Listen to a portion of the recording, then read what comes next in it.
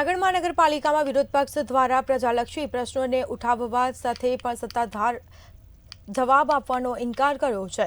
જૂનાગઢ મહાનગરપાલિકામાં ભાજપની બોડી હોય અને વિરોધ પક્ષના ફક્ત 5 જ કોર્પોરેટર હોય, બીજા ઘણા મુદ્દાઓ પર ચર્ચા કરાઈ હતી, પણ જનરલ બોર્ડમાં પ્રજાના પ્રશ્નો ઉઠાવવા કોંગ્રેસના મહિલા કોર્પોરેટરે કર્મચારીઓની ભરતી સહિત અનેક પ્રશ્નો પૂછ્યા હતા, પણ સત્તાધીશોએ તેમના પ્રશ્નોના જવાબ આપવાનો ઇનકાર કરીને જનરલ બોર્ડને આગળ ચલાવવાની સૂચના આપી હતી।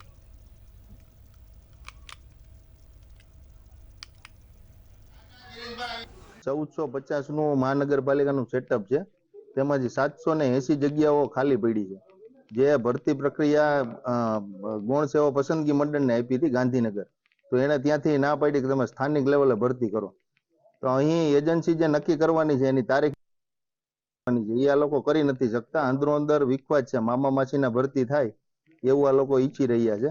એને હિસાબે આ બધો ડખો હાલે। એને હિસાબે આપણે જોઈએ કે કેટલા અધિકારીને કેટલા ચાર્જ આપેલા છે, એને હિસાબે જનતાનું કામ ખોરંભે પડી ગયું છે અને આડેધડ કામ હાલે, લોકો આપણે જોઈ શકીએ કે મરી રહ્યા છે। આજે જનરલ બોર્ડની અંદર જે નિર્ણય કરવામાં આવ્યા છે, એક તો ખાસ કરીને જે હાઉસ ટેક્સની અંદર 100% 6 મહિના સુધી વ્યાજ માફી કરી દેવામાં આવશે, એટલે જેને ભરવા હોય તાત્કાલિક આવીને ભરી જાય। એની આરોઆર પણ જે મેકઅપ માટે થઈને 700 કર્મચારીઓને લેવાના, એના માટે સરકારની જે એજન્સી છે ને એ ઓનલાઈન પેપર લેવામાં આવશે।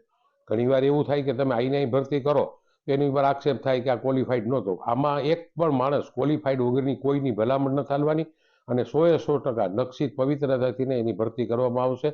એનું પણ પૂરેપૂરી વિધિ પૂરી થઈ ગઈ છે અને એજન્સી પણ કામ કરવામાં આવશે।